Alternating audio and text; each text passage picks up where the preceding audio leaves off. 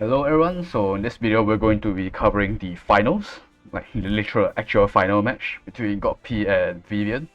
So actually this game ended up being played by me because GodP had login issues like 5 minutes before the game. So I kind of had to take over because no one else wanted to do it. So yeah, so I literally played this game, so this won't be a blind review. So I'll just kind of go over what happened in this game.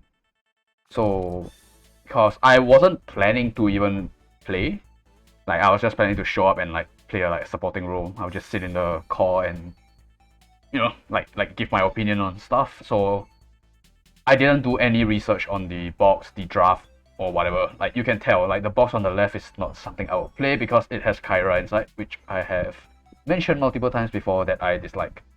Also, I have also I've tried out this Kruger, like singular AoE Kruger, and I also didn't like it. So yeah, this box is not something I'll play. So I was mostly hands off during the draft. Like, basically I let GodP to draft herself, and I just gave some opinions here and there.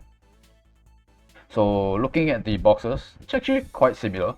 Hilda 2 healer versus my Hilda 2 healer, but I have a Kyra and an Autocrato and a Kruger for AoE unit, whereas he has Himiko as the AoE and Cortez, so a bit of a AoE flex inside here.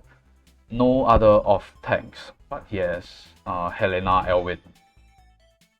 So first ban is Rosen, which is he's trying to go for either AoE or he's trying to disable my tank, one or the other. Rosen ban is pretty okay because, I mean, if the opponent first pick CC White, you are fine with it anyway. Like, first pick CC is really bad for tempo. And we don't give a shit about that, we go for Hilda. So, a few reasons, because we're not very reliant on having an actual healer. We have Goel TJS, we have IBC with Goddess tier, and we have Kyra for like some supporting dispel if necessary. So after that, yeah, he goes for the sustain, Kyra and CC White, and he goes straight into Wet Ham after we ban the Lucretia. So we ban out TJS and Diehard. We've seen this ban multiple times after the Wet Ham. Actually, I'm not sure if it's done by PP herself as well. This ban is pretty common. Not really common, but we've seen this before in the past games. But no, we go straight into IBC because IBC provides us with mobility for a bunch of units. Autocrato, Azusa, Kruger, Assassins. More than half of these guys would benefit from IBC's buff. So, and it's also a Goddess tier in case he wants to play AoE Wet Ham. He bans out Lucretia Wet Ham, and then Cortez comes out, so AoE is looking up now.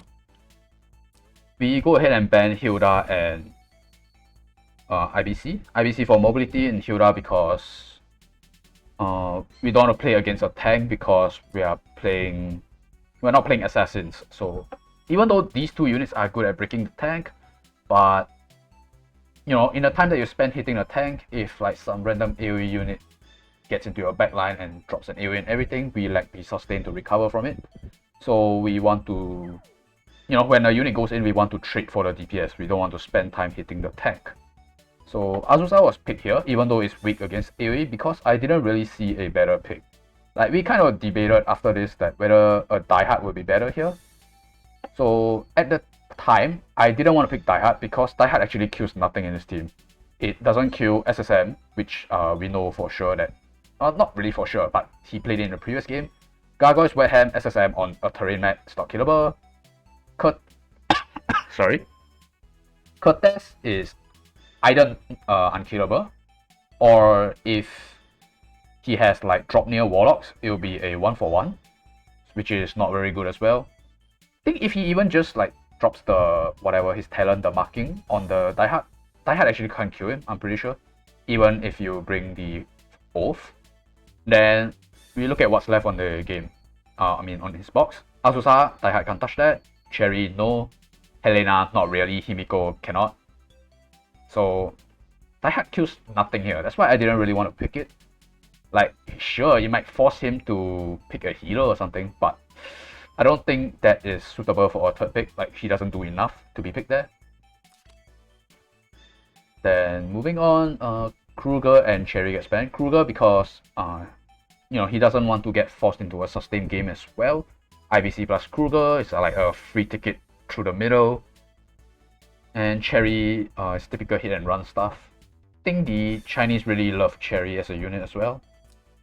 Himiko, so we're looking at something like at least 2 AoEs with the third potential one being Wedam. Against a very low sustain team, so it's actually pretty scary. Here we ban Elwin and Helena, even though we have Hilda, because Elwin and Weham is still a lot of pressure on the tank, and then Helena is additional AoE pressure, and it's also about the threat range as well. And then we pick Tejas. So threat range is not actually doing too well on our side. We basically have an Azusa to initiate, and that's about it. We lose out Diehard and Werner, which are the actually 2 longest range assassins we have. And Epsilon gets picked out. Some AoE, late game single target insurance after the AoE guys have gone in. This is actually a pretty common draft. Like, yeah, this is roughly where you would pick Pepsi after you finished drafting the units that you want to initiate with. The AoE go inside, maybe opponents die, maybe you die, Pepsi gets enough stacks and he just goes in and cleans up. After that we just ban the DPS, and we're okay with giving the healers, but that means we are giving CC White with Act again on player 2. The Lancer tank doesn't matter, all 3 of them can do magic attacks, and now Pepsi has Ignore Guard. Cherry is kind of rough to give because her stun is undispellable, and Azusa might be okay, but it also tanks an extra hit, so like Himiko needs 2 hits, Azusa needs 2 hits, other than like Azusa versus Azusa kind of thing. But if you give Azusa, like they counter each other, right? I cannot just send my Azusa up into the middle as well. So between those units, we chose to give the CC White at the end. And then we follow up with Pepsi. Autocrator doesn't really do much, especially because we left the Rosen in. And we're just going for a full single target draft. And obviously CC White is the last pick for him.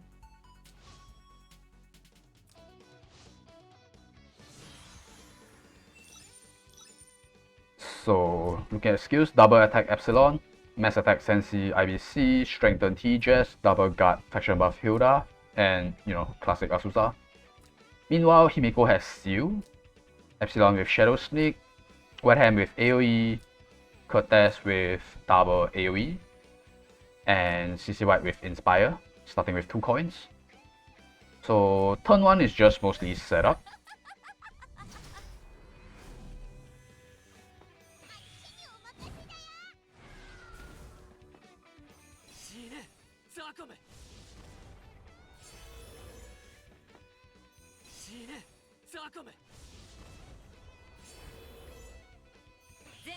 Pepsi just kind of walks up trying to challenge something, but Pepsi on the turn 1 doesn't actually do much.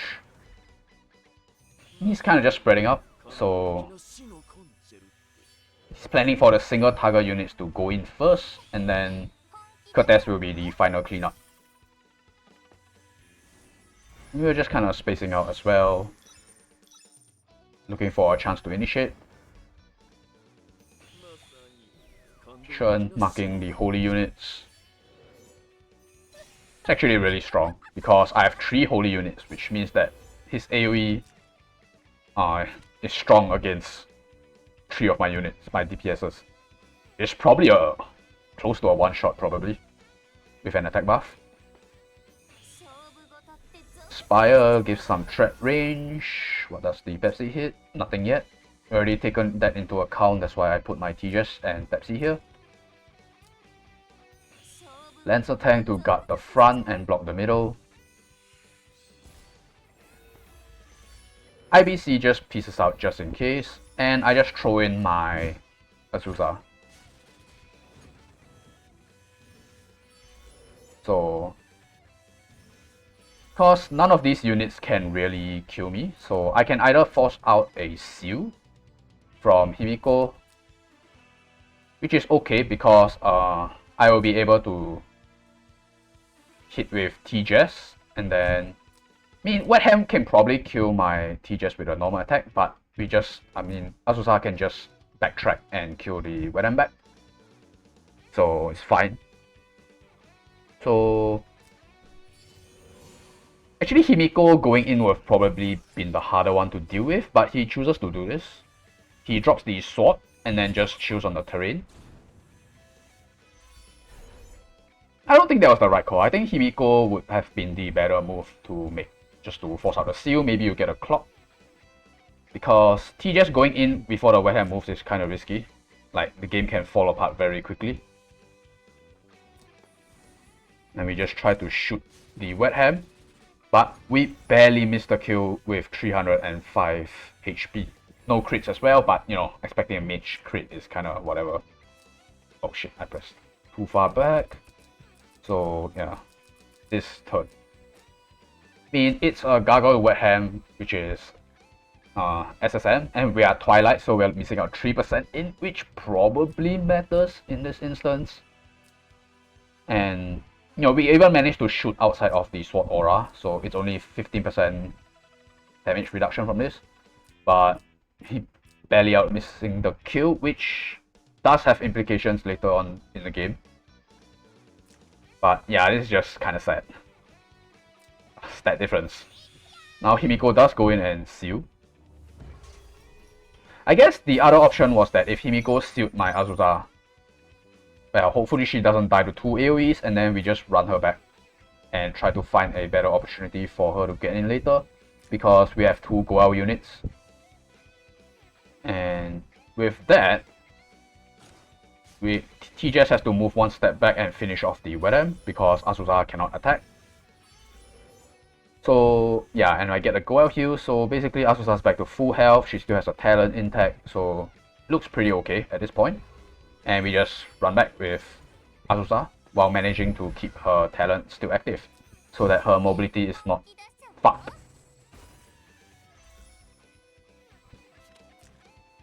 Cryptes is, you know, the AoE units are looking kind of scary now. Like, here's a free path into my backline, and I'm trying to space out my Pepsi to not get hit by the 3C.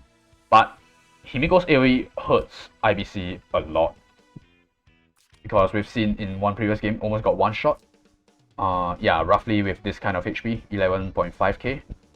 Like, the IBC will be left with like 2k pretty much, with just an attack buff. So here, I run in, I break the shield with Hilda with a Tenio Breeze from my T-Jess earlier. So looks okay, right? Because I break this, I have turn priority, and later one of my units will be able to, you know, just kill off the Epsilon.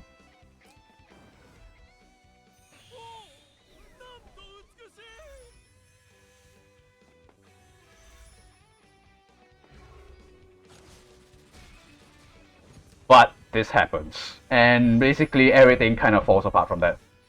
I wasn't really expecting T-Jess to die.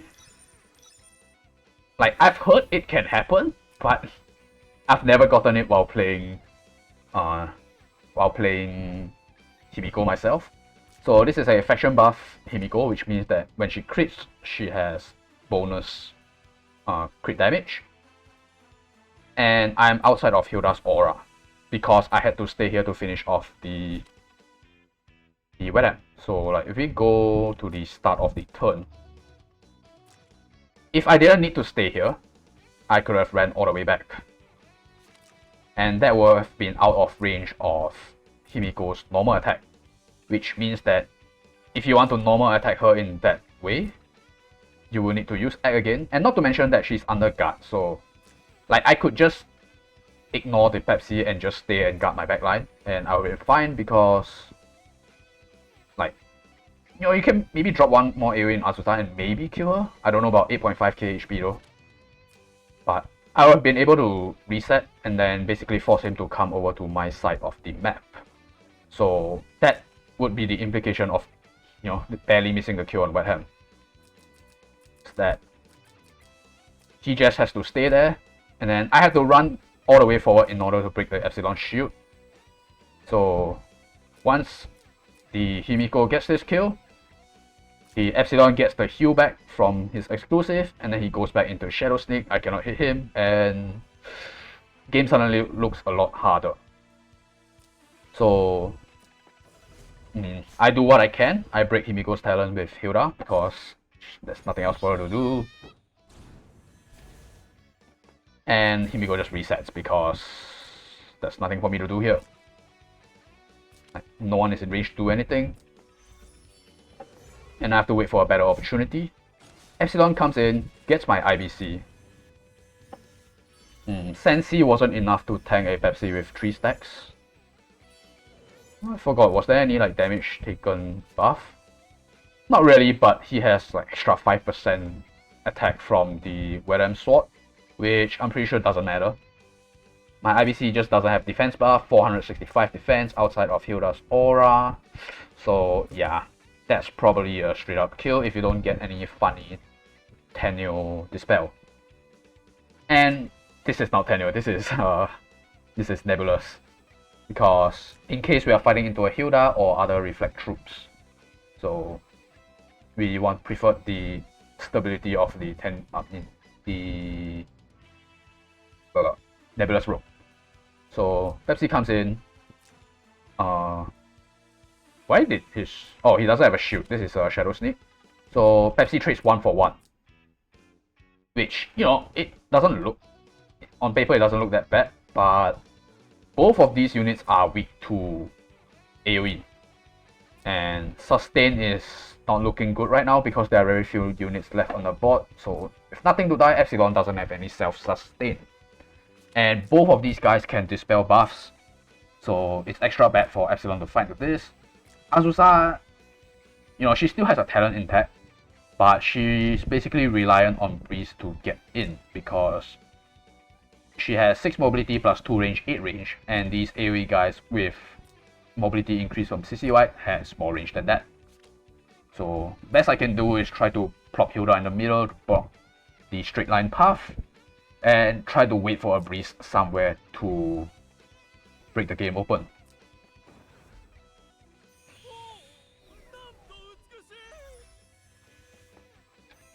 But I'm kind of on a timer because Act Again is coming soon. And I won't have anything to counter that because he has an extra turn on the sword. So here I get my Tenyo Breeze. But Cortez just pieces out.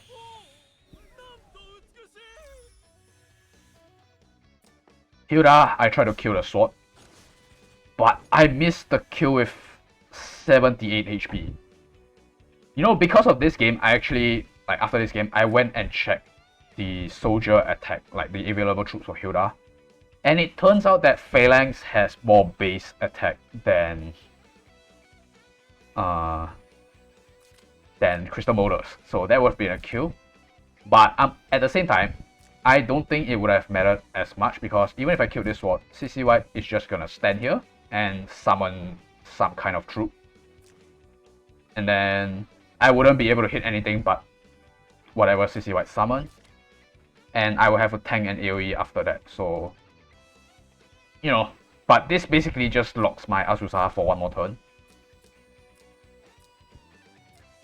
But because of that, Himiko can just move.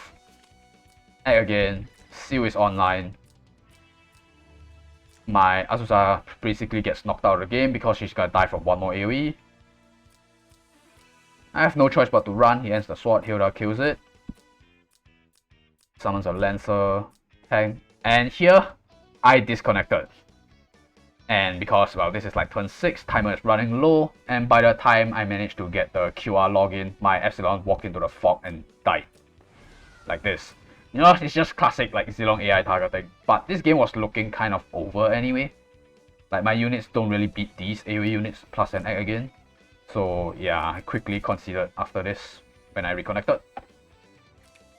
And we go into game 2. To game 2, no changes. But Vivian brought out the Archon for Elwyn. I don't think there was any particular reason for taking out the Elwin. Maybe it's just one more thing that is weak to Hilda. He prefers to keep the AoE options. So we're looking at a similar start, Lucretia ban and Rosen ban, but this time he opens with IBC. Then this time I think we just decided we don't want to fuck with the AoE, we're just gonna play a normal single target trade game. Except our first pick is Hilda, so not exactly a trading unit, but it's kind of a juicy pick because it tanks like a hit from IBC, it counters Archon, and it low-key counters the other like non-assassin units as well. And he doesn't have a whole lot of them, he only has 3. So we still like the Hilda pick here. Wetham Lucretia, I've seen this like 100 times by now.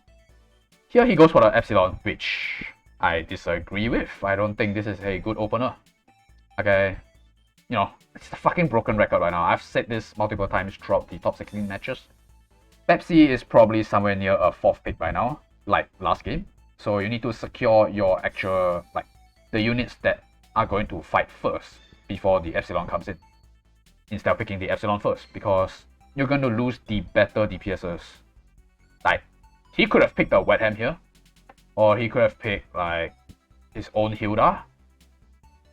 Although Hilda doesn't actually do too much, I guess, because I have AoE and I have a bunch of assassins, I have Autocrator. So I guess Hilda doesn't do much, but he could have picked something else with much more immediate impact. And Pepsi doesn't bring immediate impact, he's just like a late game insurance type of unit. Here we ban out Daihat and Cherry, the double stun, like double stun siblings. We go for IBC, so it's the same opener as last game. This time he bans out the assassins for some reason, Werner and Pepsi.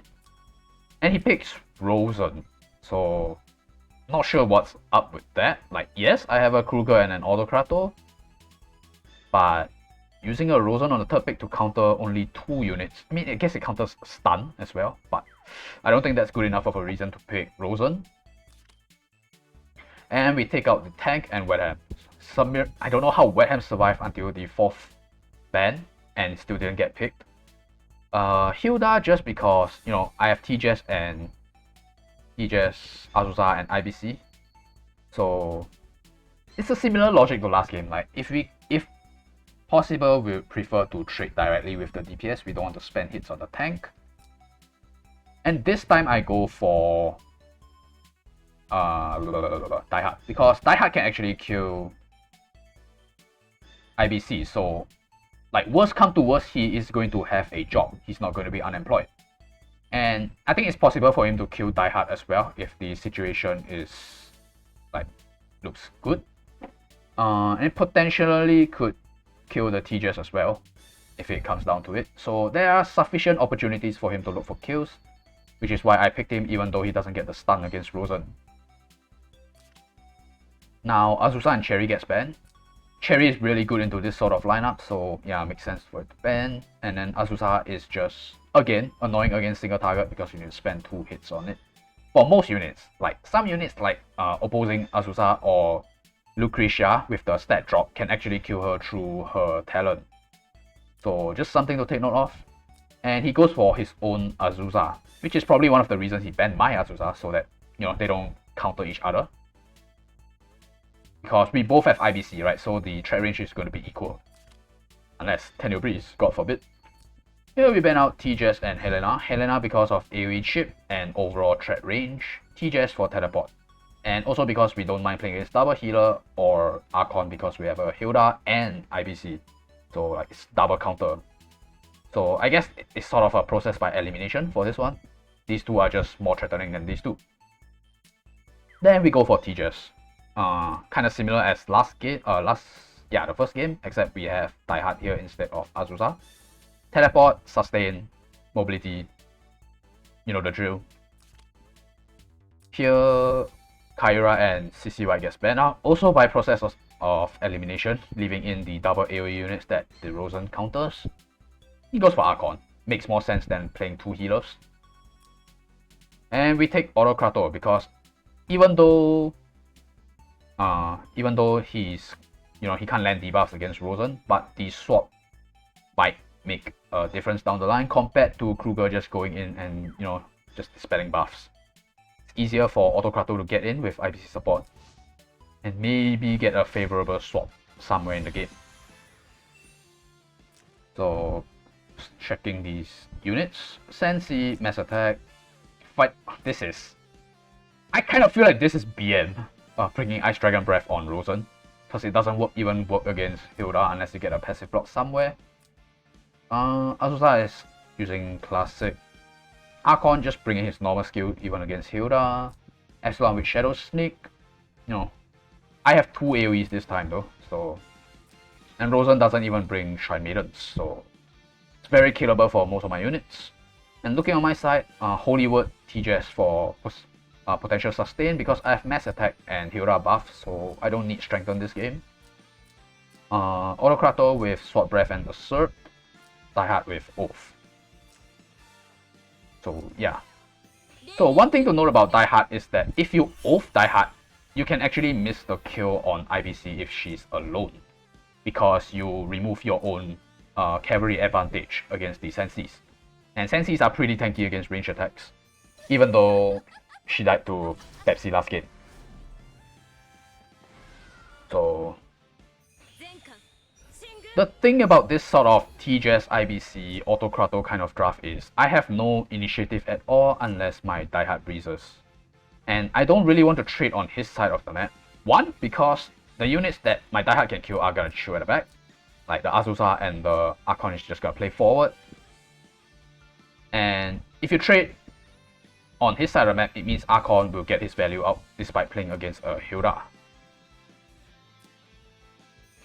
So that's the nature of this sort of draft, I suppose. And it's just a lot of setting up. I'm kind of just waiting for him to jump. I have the tank, so that's just how things are. Like, TJS is not going to initiate unless it's like turn 3 or turn 4, and really nothing has happened at that point. And he's just spacing out against my Autocrator, not letting him get a 3-man swap.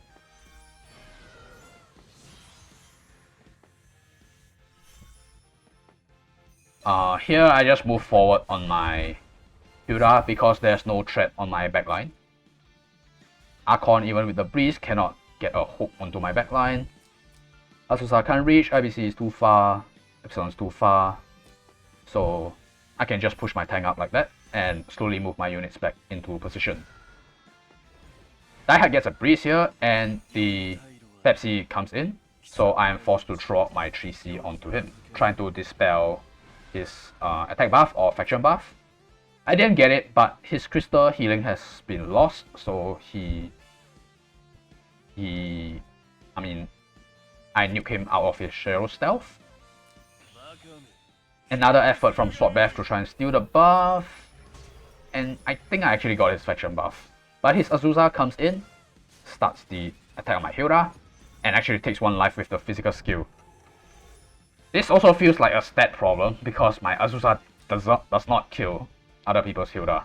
And this is not a weak Hilda, this is 19.5k HP, even though Crystal Modus doesn't have the best defense. No, I did not get his faction buff, unfortunately.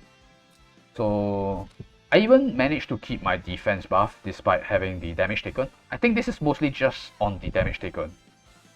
Damage is usually more significant than defense, and I think that was relevant for this. And also, I guess Azusa had the power attack from IBC, so bonus troop damage. So yeah, 1 life of my Hilda gone. And he heals back up the Epsilon with Faith from Azusa. TJS, I don't want to lose my TJS to Epsilon if possible. I need her to late game. So I chose not to like just throw her in and break Azusa's talent. But because of that, Azusa can... IBC just comes in, mops up what's remaining of my tank. And there's not really a whole lot I can do, because stun is not an option.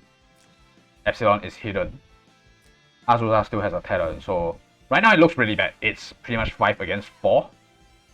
And I don't even have options to counter kill. So here I make a little bit of a mistake. I use Assert at 2 range, forgetting that Fighting Monks can counter at 2 range. So I could have walked back if I wanted to. Like, there was nothing stopping me from doing that. I could just walk back. But in a panic, I kind of 2 ranged her because I thought she was melee. But yeah, I forgot about Fighting Monks. And I basically lose all my troops because of that.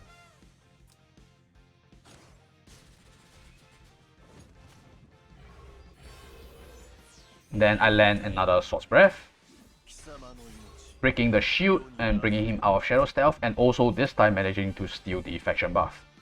So the one good thing and that happened this game and that we learned, look at this Azusa. If you break her talent, push her back, and she has no way to get close with like proccing breeze or anything, she actually can't move. Like, this is a 5 range unit. This is like a season 1 threat range. And it's kind of hard to play in an environment where everyone has double digits range and you have half of that.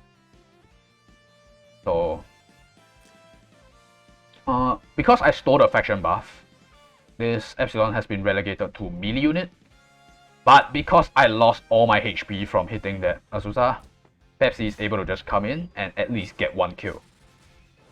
But because I just broke his shield, so he can't get it back yet. Now, I throw in my T-Jess and finish off the Epsilon.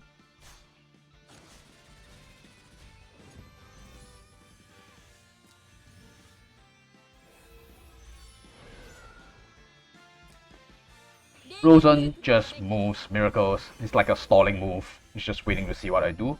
And now, you remember what I mentioned at the start of this game. If you use Oath, there's a chance you will miskill the IBC. Therefore, I just straight up did not use my Oath the entire game. I mean, this is like what, turn 3? So it's not exactly been a long time, but yeah. I've been holding off on using the Oath of Karma because I didn't really need to.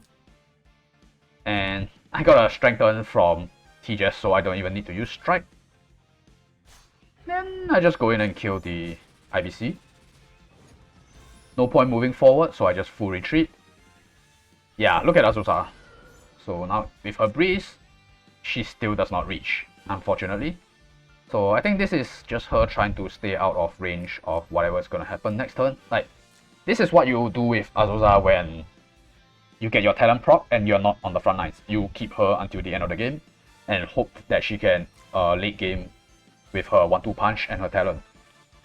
So while killing those guys in front, I was also already getting ready to position myself for IBC for defensive formation. Mass attack, and then I do defensive formation. So I just want to get the mass attack off because my IBC might need to fight next turn. Actually, why do I still have Breeze?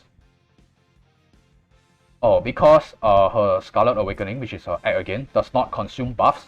So I actually managed to keep the mobility +2 from her power stance, despite me being in Endure stance now. So this Endure stance is just for this guy.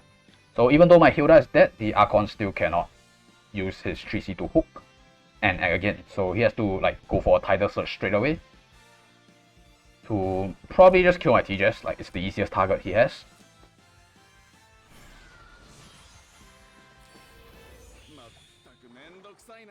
Here I could have just went in and killed the Azusa, but I decided to take it slow and just go back. And I mean, just hold on my Die Hard because Azusa can't reach, Frozen isn't a DPS, and you know, I'm just waiting for this Archon to start doing things so that I can start fighting him. Rosen just comes in and spits on me, does like 0 damage, and T-Jess is able to just one-shot her with Holy Word and heal 2 of my units back up. So here actually there's a mistake. I was supposed to oath my T-Jess, not my IBC, because T-Jess has no buff, but it works out in the end because Archon is gonna kill my T-Jess anyway. It's the easiest target.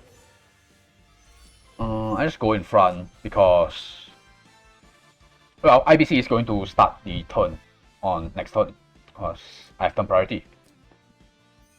Archon, go in, kills my TJS, you know, it's within expectations. Then IBC goes in and 3Cs the Azusa, kills her, walks back, and gives the defensive buff to my diehard. So it's this one. Damage taken minus 15%. After battle restores health. Yeah, basically those two and the heal. Actually no, I think the heal is from a tenure. It's actually just these two buffs. Damage taken. So Archon wraps around and tries to kill my diehard and ends up being pretty close. Like, I think this is an animation thing and diehard kind of runs forward a little bit and he almost dies because of it. There's a good 3k health left, but it's pretty close. But after this, you know, I strike next to IBC, get some healing back on my troops. See, my troops are full health here. Then I just do a range attack. So he gets a 60% revive. He actually loses 1 life because of that. But, I mean, my diehard has no more defensive stance, but he has no tidal surge, so he actually has no way in order to displace my diehard. And he can't do anything. And it's just him giving up, basically.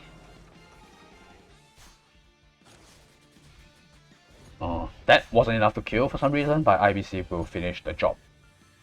So we managed to pull 1 back, and we head into the 3rd game. So, looking at this game, he took out both his AoE units and his Archon and CCY, put in a bunch of single target stuff, the Glory guys, and Oboro. So, maybe he saw me ban the AoE units and he decided to just fuck it.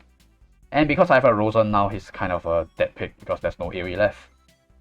And my personal style is I don't really pick Rosen that much into stats and stuff. It's just not how I roll. So this time he goes for a Hilda ban. So because we've done that 2 games in a row. And he straight up opens with IBC, so similar to last game. Ban out Elwyn and Wedem, so you know, it's kind of a response to the Hilda ban. Which leaves in... Actually no, Lucretia and Wedem are both banned, so... Well, we'll see what he follows it up with, and we go with Lucretia. I mean, well, because we already know the result of this game, so I'm just gonna say that I'm just not comfortable with playing first pick Lucretia. It's just not my style, and I think there are weaknesses with it. Your threat range is kind of limited by breeze procs. Otherwise, your range actually isn't that high, even with the puppet swap. And you know, the story of this playoff so far has been threat range, as we can see with these IBC picks. And he does a U-turn on me and basically takes my opening draft. Hilda into IBC, IBC into Hilda, same shit. Here I ban out Oboro and Rosen, so there was a bit of contest on the Oboro, like whether it was necessary or not. We could have just picked a Werner if we're afraid. And I don't know about Rosen, because Rosen basically shuts down my any attempt to break through his guard with debuffs, either from Azusa or Wedem, and Kruger as well. And you know, Rosen and tank is just kind of annoying because... I mean, actually I don't know, I think I could have given both of these and banned something else, but hindsight is hindsight. And I went for Wetham, so I guess this Wetham is the main reason I banned the Rosen. But I could have tried to go back to my roots and play a sort of assassin game. But with my IBC being banned, I'm going to be on the back foot on mobility, because he has IBC and he has Sherry, Azusa. Or he could just pick diehard. So no matter what, I'll be on the back foot of threat range.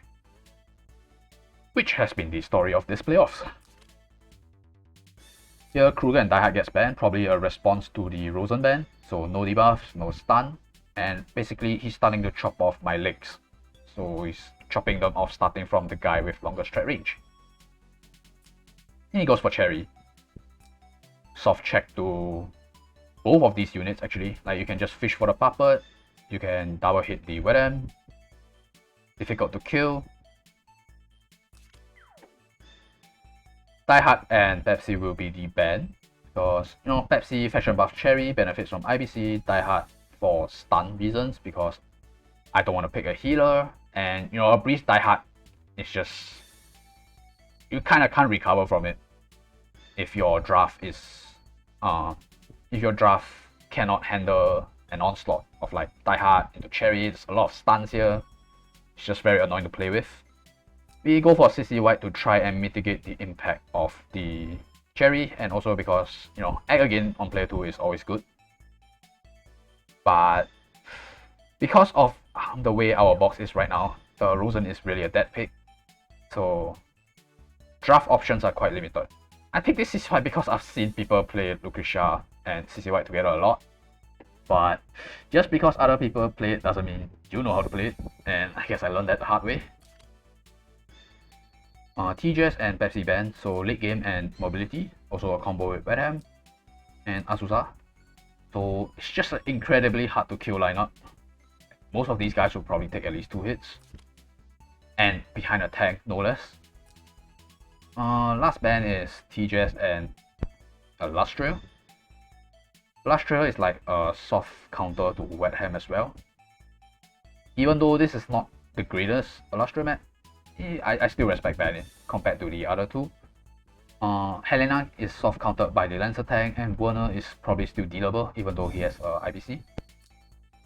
And I pick my Cherry out to either go for a stun play because there's no more Rosen here, or we can try to hit and run, you know, break Azusa's talent, something of that nature.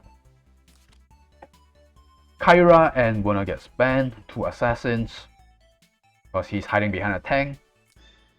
And then he picks his Werner. So, and then I really don't have a choice but to pick Azusa right here. So it's a 4 DPS versus 4 DPS, but he has an actual tank and I have an egg again.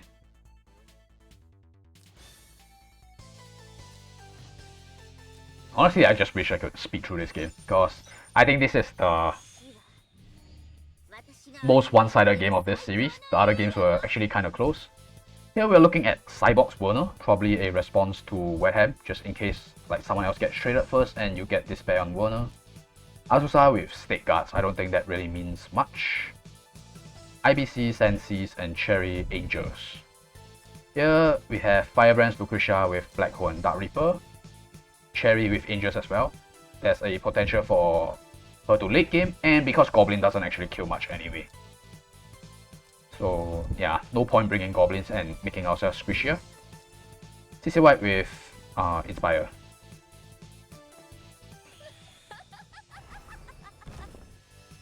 So it's just a lot of setup going on. And here I kind of make a mistake. So my Lancer tank shouldn't have been there because it's looking a bit crowded on my side of the map. There's fucking 7 units with 2 summons. And it's hard for everyone to stay in guard based on the positioning that summon. And I couldn't summon my Lancer tank in front because Cherry can bounce. So a bit of a positioning mistake there already. IBC buffs, puts it on the 3-legged units. And I'm already getting zoned to the fog. Like, there's barely any space for me to move. One guy covers the top, one guy covers the bottom, and I have no choice but to stay put and hope for a breeze of my own, specifically on my Cherry, so that I can open up the game with a stun on the Hilda. So, I mean, there's basically 2 ways I can start this, well, 3 ways I can start this match. One is, like I mentioned, Cherry with the Undispellable Stun. 2 is Lucretia with the Black Hole, because he doesn't have any healing. I'm pretty sure this IBC is Goddess tier, but that's actually really high HP for Goddess tier. So maybe it's not, so I'm not sure. Could be enchant difference as well. But I didn't consider that the fact that I could have wanted to keep my Lucretia and I ended her turn immediately. I thought this was not the turn to initiate because my Cherry does not have the range. And second mistake about this Lucretia ending is this spot is supposed to be my Lancer spot, because it's hard for my Cherry to go anywhere else because Azusa is already marking the bottom side of the map. And oh, I click and turn. That's my puppet. So yeah, as you can see, he's just slowly creeping up, and eventually I have nowhere to run. So here I inspire. So here, next mistake, I ended my cherry's turn outside of the guard. So that was basically the game losing mistake, because his cherry walks one step forward and gets a breeze, which means that he just barely gets in range to 3C my cherry. So this game I kinda lost to no breeze proc on my cherry, but as a believer of like consistency myself, I don't think a game plan should rely on a breeze proc, but sometimes that's just how games work. So if you count 1, 2, 3, 4, 5, 6, 7, 8. So if he didn't breeze, he actually wouldn't be able to kill my cherry with one hit at least. He'll have to spend 2, which means that I get to keep my puppet alive. But because he got the breeze, I lost my cherry.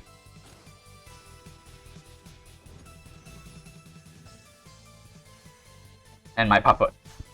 And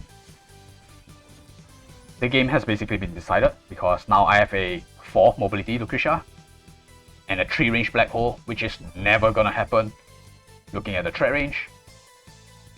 I have an Azusa and a Wet Ham. One of them is going to hit the tank, and even if the other one finds a kill, I just don't have enough tempo to kill all 3 of these DPSs because Lucretia is cut. And I still need to stay here and kill the cherry anyway. So I try to Dark Reaper. I can't even go onto the terrain because I don't get Scepter there, and I can't even kill the cherry in one hit. But I mean, I wish I could just skip across this, but I'm just playing out for the video. Lancer actually gets the kill without dying, which is kind of funny. But at this point, I'm just grasping for straws, like hoping for a miracle. But all he needs to do is just stay in place, and there's absolutely nothing I can do. If I trade on his side of the map, I'm going to lose. If he trades on my side of the map, I'm going to lose as well, because I only have 3 DPSs left. And he has 3 DPS left and a tank.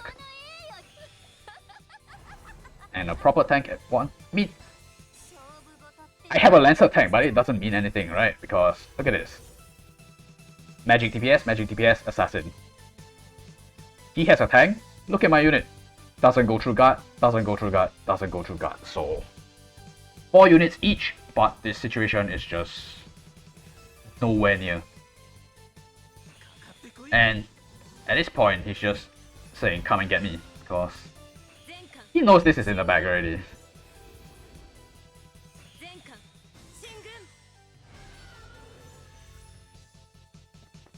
And eventually, I think next turn, I just say fuck it and go in. Oh no, this turn. I go in, break the Hilda. You see this? Mine doesn't one-shot for some reason. Well, I guess I used the magic one, and I also didn't get his MDef. I got a debuff, but I didn't get damage taken, so debuff difference compared to last game. Also, I didn't have IBC's power attack buff, so that probably mattered as well, and his Hilda is slightly tankier. But here is where I kind of realized that Azusa counters each other, as I just get killed through my talent. And that's the main reason I started with her, right? Because I was thinking, maybe she can tank 2 hits. But in the face of the other Azusa, she does not. And here I just throw in Wet Ham. I was actually trying to kill IBC, because this guy might actually fail kill on Wet Ham. But because of the terrain, I actually, and also because I was running low on timer, I was basically on like 30 or 15 seconds at this point. I could have gotten the IBC if I wanted, if I ran straight, plucked the sword, and jumped above onto Werner, and then I come down to behind Hilda and I kill her. But I'm going to take counter damage from IBC. I can move away. My sword is near a lot of units, but I think Werner should be able to kill me through that. Actually, would it? Did I misplay? Unable to guard for another 2 turns. I have Egg again.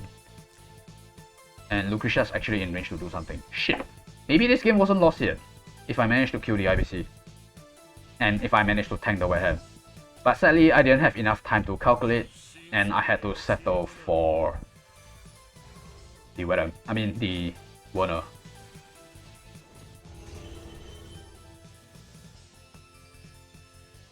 Shit. Now that I look at it, this game is actually winnable. If I manage to kill the IBC.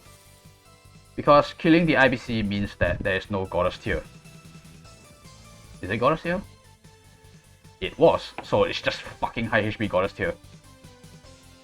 Oh shit, this game is winnable. Because he brought Cyborgs, and Cyborgs have pretty bad damage.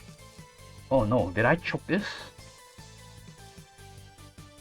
Yeah, I could have ran here, plop the sword here, I move up, I jump to Warner, it's within 3 blocks of the sword.